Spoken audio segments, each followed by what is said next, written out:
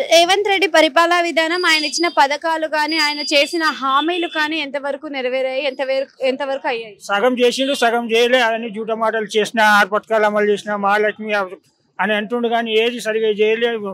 ఆడవాళ్ళకు ఫ్రీ, మగవాళ్ళకు వీళ్ళవన్నీ కూడా స్థలం లేదు బస్సులలో. ఎందుకు ఆడ మంచోడా చెడ్డోడా ఎందుకు ఏమనడం అవుతలేదు. ఆడేమో పీకేసిన అని మొత్తం చెప్తా ఉంటాడు.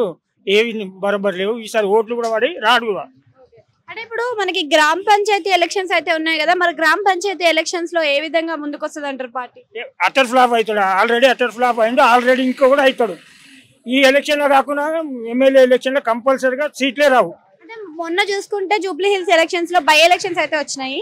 బై ఎలక్షన్స్ లో కూడా కాంగ్రెస్ పార్టీ వచ్చింది. ఇప్పుడు మళ్ళీ మనకి ఖైరతాబాద్ లో కూడా బై ఎలక్షన్స్ వస్తున్నాయి. ఏం చేసిండు, ముస్లిం అజరుద్దీన్ కి ఎంపీ పదవి ఇచ్చి మినిస్టర్ పదవి ఇచ్చిట్లా అక్కడ ముస్లింస్ అంతా అక్కడ ఓట్లు వేసినందుకు గెలిచిండు. లేకుంటే వీళ్ళకి 75% వచ్చి వాళ్ళకి 100% వచ్చినాయి.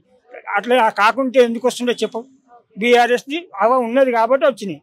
అంటే ఇప్పుడు ఖైరతాబాద్ లో కూడా బై ఎలక్షన్స్ వస్తే మరి వచ్చే పరిస్థితి ఉందంటారా లేదంటే? 100% వస్తుంది అమ్మా. 100% బీఆర్ఎస్ వస్తుంది.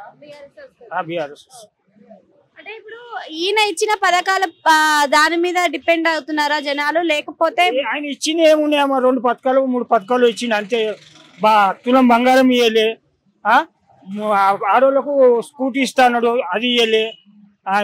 ఇంట్లో ఆడవాళ్ళకు 2,500 నెలకి ఇస్తా అన్నాడు, అది ఇయ్యలే. ఇక ఇచ్చింది ఏంటి, అది పీకిందేమి అంటుండు. మరి కేంద్రం చెప్తలేదు కదా. 3 లక్షలు అని కేంద్రం చెప్తుండు. వీడేమో 8 లక్షల కోట్లు అని చెప్తున్నాడు. మరి ఎవరు నిజం అనుకోవాలి, ఎవరు దవద్దాం అనుకోవాలి.